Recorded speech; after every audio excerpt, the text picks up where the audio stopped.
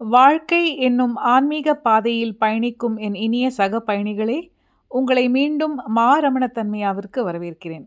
திருவண்ணாமலையில் தீபத் திருவிழா தொடங்கிவிட்டது. நவம்பர் 24ஆம் தேதி கொடியேற்றத்துடன் தொடங்கியிருக்கிற இந்த திருவிழாவோட மிக சிறப்பான நாள் டிசம்பர் 3, மகாதீபம் ஏற்றப்படும் நாள்.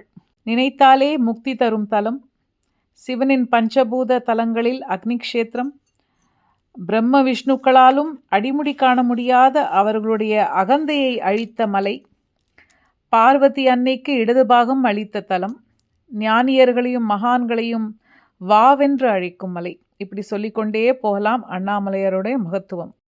அண்ணாமலையாருடைய மகிமையை பல நூல்கள் மிக சிறப்பாகவும் விரிவாகவும் சொல்லியிருக்கின்றன. ஸ்கந்த மகாபுராணம், அருணாச்சல மகாத்மியம், சிவரகசியம், சிவபக்த விலாசம் போன்ற வடமொழி நூல்கள் சொல்கின்றன. தமிழில் சைவ எல்லப்ப நாவலர் அருணாச்சல புராணம் என்ற நூலில் அண்ணாமலையாருடைய மகிமைகளை 649 பாடல்களில் பாடுகின்றார். ஸ்ரீ பகவான் அருணாச்சல தத்துவம், தீபதர்ஷன தத்துவம், அருணாச்சல அக்ஷரமண மாலை, அருணாச்சல நவமணி மாலை, அருணாச்சல பதிகம், அருணாச்சல அஷ்டகம், இவை எல்லாவற்றுக்கும் மகுடமாக அருணாச்சல பஞ்சரத்னம் ஆகிய பாக்களை அருளியிருக்கிறார். வடமொழி நூலில் வந்த அருணாச்சல மகாத்மியத்தை தமிழில் மொழிபெயர்த்து அருளியிருக்கிறார். ஸ்ரீ பகவான் தனக்கே உரிய பாணியில் மிகச் சுருக்கமாக இந்த பாடல்களில் அண்ணாமலையாரை பாடி போற்றியிருக்கிறார்.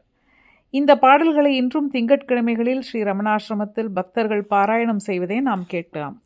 அண்ணாமலையாரின் சிறப்புகளை இனி வரும் வீடியோக்களில் நாம் பேசலாம். ஜெய் ஸ்ரீரமணா. உண்ணாமலை உடனான அண்ணாமலையாருக்கு அரோஹரா.